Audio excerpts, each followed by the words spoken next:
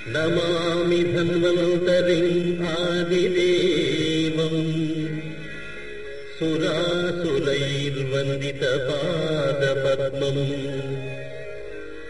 లోకే జరారుభయ మృత్యునాశం దాతారమీశం వివిధౌషధీనా. మనం ఈరోజు పసిడి పసుపు గురించి తెలుసుకుంటాం. పచ్చటి పసుపు రంగులో మంచి గుణాలు కలిగిన పసుపును భారతీయులే కాదు, ఈరోజు ప్రపంచంలో అందరూ ఎరుగుదురు. దీని పేటెంట్ కోసమై విదేశీయులు పోటీ పడడం మనం ఈ మధ్యలో అందరికీ తెలుసు. మనము ఇండ్లలో ఏ మంగళకరమైన పని మొదలుపెట్టినా లిస్టులో మొదట రాసుకునేది పసుపే. సగటు భారతీయుని జీవన విధానములో పసుపు లేకుండా ఆ రోజు గడవదు. స్త్రీ కాళ్లకు పారాణిగా వాడుకునే పసుపు, పసుపు లేని వంట, ఇవన్నీ మనము సాధారణంగా ఎరిగిన విషయాలే. ప్రపంచంలో ఎవ్వరూ మనము వాడినంత పసుపును వాడరు. దీని శాస్త్రీయ నామము కుర్కుమా లాంగా. సంస్కృతములో దీనికి యోషిత ప్రియ అని ఒక పేరు ఉంది. యోషిత ప్రియ అంటే స్త్రీలకు ఎంతో ఇష్టమైన మొక్క అని అర్థం.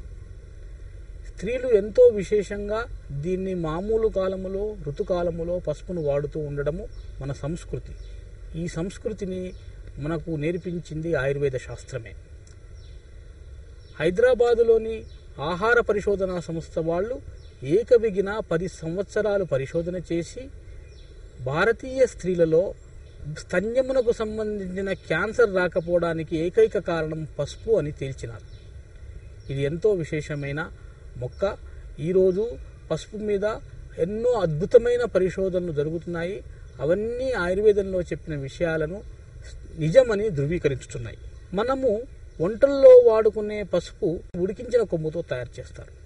అదే ఔషధాలలో వాడే పసుపు పచ్చిది, ఉడికించనిది ఔషధాల్లో వాడతారు. వంటల్లో వేసిన పసుపు ఆహారాన్ని త్వరగా చెడిపోకుండా ఎక్కువ రోజులు నిల్వ ఉండేట్టుగా చేస్తుంది. కేవలం పసుపు కలిపి మనము పులిహోర లాంటి ఆహార పదార్థాలు చేసుకోవడంలో ప్రయోజనం అదే.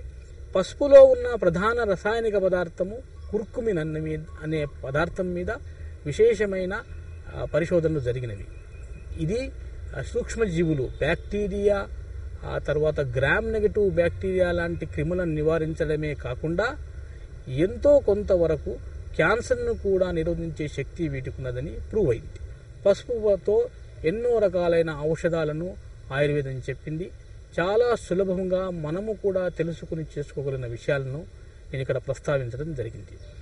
జీర్ణశక్తి పెంచేందుకు 2 చెంచాల ధనియాల పొడి, 1/2 చెంచా పసుపు పొడిని నూనెలో వేసి గోలించి ఆ నూనెలో కూరగాయ ముక్కలు, ఇతర ఆహార పదార్థాలు వేసి వంట చేసినట్లయితే అలాంటి ఆహారము తిన్నప్పుడు జీర్ణం బాగా అవుతుంది.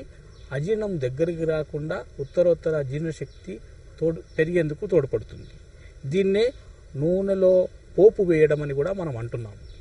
ఈ పసుపుతో కలిపి పోపు వేసుకుని కూరగాయలు చేసుకునే ప్రక్రియ ఆయుర్వేదము మనకిచ్చిన ఒక గొప్ప వరము. ప్రపంచంలో ఎవ్వరు కూడా ఈ రకంగా వంటను చేసుకునే పద్ధతిని మనము చూడము. కేవలం భారతీయులే ఈ పద్ధతిని అనుసరిస్తారు. జలుబు, తలనొప్పి ఎక్కువగా ఉన్నప్పుడు, తల భారంగా ఉన్నప్పుడు ఒక వెడల్పాటి మూతిగల ఒక గిన్నెలో నీళ్లు బాగా మరిగించి దాంట్లో పసుపు వేసి కొద్దిగా మరిగించి వచ్చే ఆవిరిని వాసన చూసినట్లయితే ముక్కు దిబ్బడపోతుంది. ఈ రకంగా 1-2 సార్లు చేయడం వలన మనకు జలుబు తగ్గి యాంటీబయాటిక్స్ లాంటి మందులు అవసరం లేకుండానే జలుబు తగ్గిపోతుంది. ఈ మధ్యకాలంలో ఆయుష్ డిపార్ట్మెంట్ వాళ్ళు పసుపును నెయ్యిని కలిపి చూసిన పొగ చూస్తే స్వైన్ ఫ్లూ నివారించబడుతుందని అధికారిగా ప్రకటన చేసినారు. దగ్గు విపరీతంగా బాధించున్నప్పుడు పసుపు కొమ్మును పెనముపై దూరగా మార్చి, కొద్దిగా నల్లగా అయినట్టుగా మార్చి, చిన్న వేయించిన పసుపు కొమ్మను నోటిలో పెట్టుకొని రసము పోకవలె నములుతూ రసం మింగుచున్నేళ్ల ఎలాంటి దగ్గైనా క్రమేపీ తగ్గిపోతుంది. దీని వలన డ్రై కాఫ్ తగ్గుతుంది, కఫం వచ్చే దగ్గు కూడా తగ్గుతుంది. జలుబు, దగ్గు ఎక్కువగా ఉన్నవాళ్ళు ఒక్కొక్కసారి పాలలో కొద్దిగా బెల్లము, పసుపు పొడి కలిపి సేవించడం వలన కూడా నీరసము రాకుండా దగ్గు జలుబు తగ్గే అవకాశం ఉంది. సాధారణంగా శరీరాన్ని ఆరోగ్యవంతంగా ఉంచి రోగాలను దగ్గరికి రాకుండా కాపాడుకోవడానికి కూడా మనము పసుపును రెగ్యులర్గా వాడవలెను. ఉదయం లేవగానే ఒక గ్లాసు పాలలో 2 చిటికల పసుపు కలిపి దాంట్లో అవసరమైనంత పంచదార లాంటిది కలుపుకొని సేవించుచుండినా అనవసరమైన వ్యాధులు అంటువ్యాధులు దగ్గర రాకుండా మనను కాపాడుతుంది.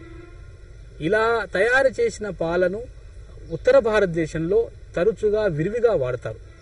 వాళ్ళు వాటిని మసాలా పాలు అని సేవిస్తూ ఉంటారు. మనము తరచుగా ప్రయాణాలు చేస్తూ ఉంటాం.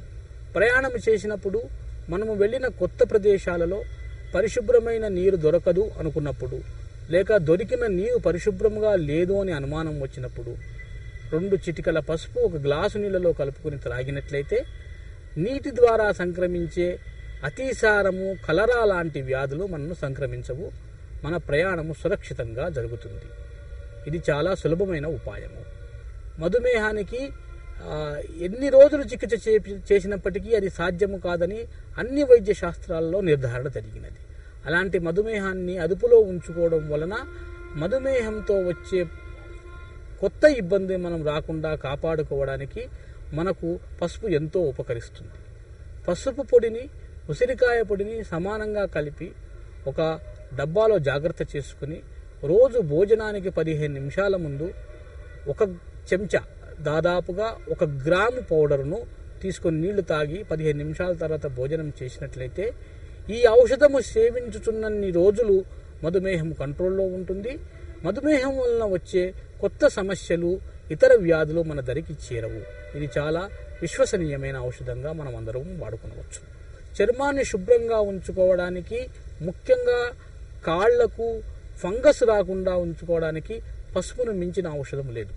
పసుపు, నూనె కలిపి ఔషధంగా, ఆయింట్మెంట్గా వాడుకోవచ్చును. అందువలనే స్త్రీలు ప్రతిరోజు కాళ్లకు పసుపు రాసుకునే పద్ధతి మనకు ఆచారంగా వచ్చింది. పసుపును ఎన్నో ఔషధాలలో ఎంతో అద్భుతంగా వాడుకొని నిత్య జీవితంలో కూడా ఉపయోగించుకొని మనము బంగారం లాంటి ప్రయోజనాలను పసుపును నుంచి మనం పొందగలము.